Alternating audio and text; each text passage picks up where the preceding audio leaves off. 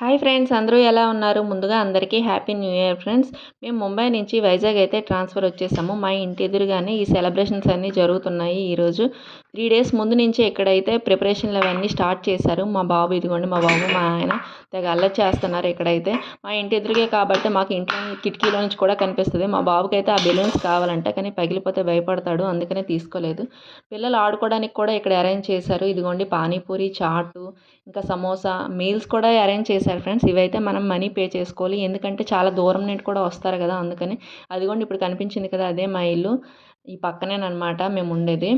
ఇదిగోండి magic show కూడా జరుగుతుంది. మా బాబు అయితే డ్యాన్స్ చేస్తున్నాడు. ఇక్కడైతే మా బాబు చాలా ఎంజాయ్ చేశాడు ఫ్రెండ్స్.